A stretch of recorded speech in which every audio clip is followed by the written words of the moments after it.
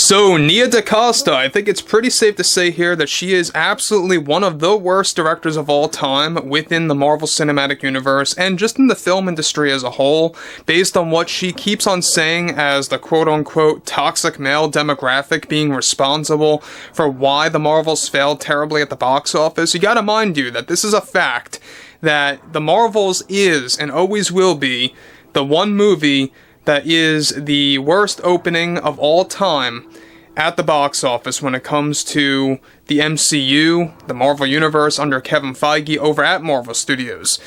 This is Mike Zero. Subscribe if you're new and like this video to see future updates. You can also follow me at Mike01. I thank you also very much for the great and kind support.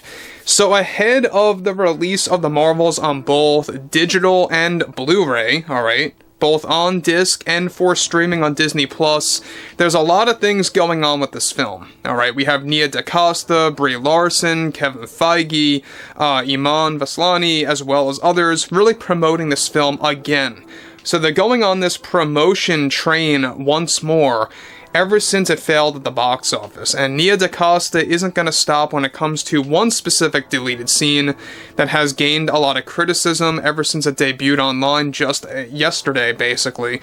Now, looking at Nia DaCosta, alright, we know that she is one that always pulls the blame game. She points at one person or one individual or a group of people and blames them for the failure of this film.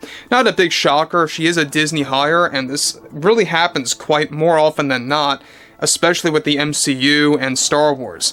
So moving onwards, with director Nia DaCosta recently promoting the Marvels once again before its debut on digital and streaming, one major development has to do with her response to one of the most cringeworthy scenes that were created in the MCU that got deleted due to several factors, which is online right now, mind you. Now, Nia DaCosta went on to deliver the following in response to this scene that has gained criticism. So yeah, that one. It was a fun experience to do this with Tessa and Iman. She's talking about Tessa Thompson, by the way. It was a great way for us to introduce the character Valkyrie to Ms. Marvel. Funny story about that is that many of the outtakes that we had filmed actually made its way into becoming the final scene.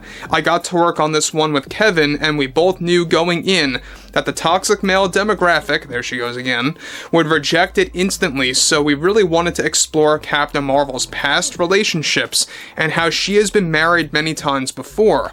It was a fun way for us to add that backstory. This is actually my favorite scene, and I felt it was wrongfully deleted, not by my choice or Kevin's, but Disney wanted a different direction with keeping Captain Marvel's past relationships a bit of a mystery in this one. I am not shocked that so many loud fans are rejecting this funny scene that we created for both Ms. Marvel and Valkyrie while exploring Captain Marvel's past. I think it comes from a place of the toxic male demographic, frightened of authority of Marvel's push for equality and diversity. Funny story is that many of Tessa's outtakes and jokes that weren't really meant for this scene actually made it into the scene where Ms. Marvel meets someone that she admires. Tessa really knows how to joke around on set, but Disney felt that the dialogue didn't fit their needs for the final cut of the film after they reviewed everything. Now guys, let me just stop here quick before I move on, alright, before I get more into what Nia has to apply here. Not only were they insinuating that Valkyrie thought that Ms. Marvel was married at the age of 16, and married to Captain Marvel at the time because she saw her on her ship, because she's like, oh, where is Captain Marvel? You know, is she married again? And the whole captain, my captain, right? Oh, captain, my captain. Oh, wait, you're not my captain, was a very cringeworthy line of dialogue, and really, the fact that she's confirming here that they used a lot of outtakes to throw into this scene just goes to show you how garbage of a sequence it really was. Now, there is a moment in here that a lot of fans are pointing the finger at, where Valkyrie tells Ms. Marvel, you might want to strap in, is quite creepy and very disgusting, and could very well be taken the wrong way, even if it wasn't intended to be done that way.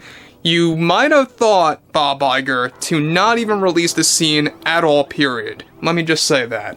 And I think it definitely equals or translates to what Nia is saying here, is that a lot of Tessa's outtakes translated and got implanted into the scene, And we all know that Tessa Thompson makes dirty jokes, both on social media, both of course in person. She's done this many times before with the cast of past Marvel projects.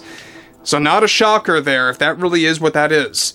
So she goes on to elaborate further. I mean, we did so many takes on this one, and it could have been longer. I really wanted to dive more into who Captain Marvel had relationships with. I think the women would have respected that, but not so much for the men. It's hard for them to understand in this day and age, and where certain beliefs aren't universally accepted yet.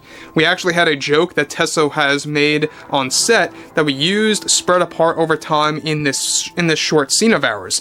She's a really funny girl who really agreed with my approach in directing this film. It's just a shame that Disney wanted us to cut this one out.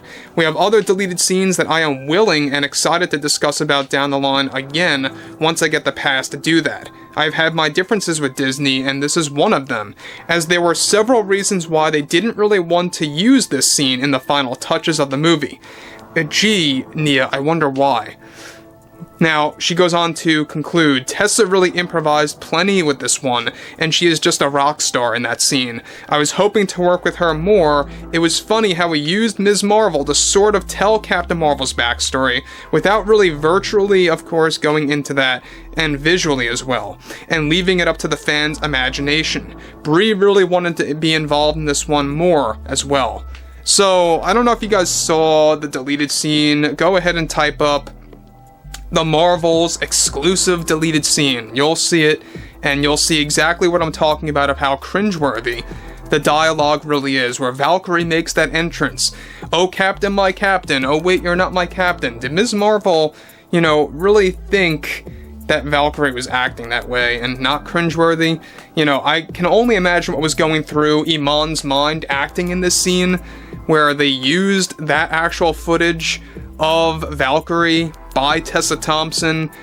I think that the more level-headed actress in this film is Iman, and above all else, from Brie Larson and everyone else involved, like the director Nia DaCosta. So, again, we know that this scene in particular is getting a lot of backlash, a lot of criticism, and rightfully so again. This is really creepy stuff. The fact that you have cringeworthy dialogue in there and a potential, dirty joke that was an outtake that got thrown into the final cut of this particular scene is just outrageous.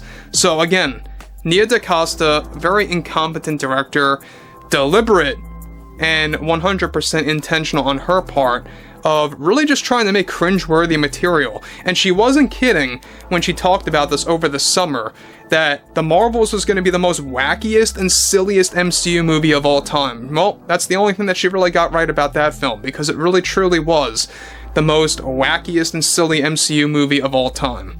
It really was. I mean, that's really all it has going for it in my book. So I would like to hear what you all have to say about this below in the comments, and if you guys did enjoy the content for today, make sure to drop a thumbs up on this video to support the channel, and I will catch you guys later.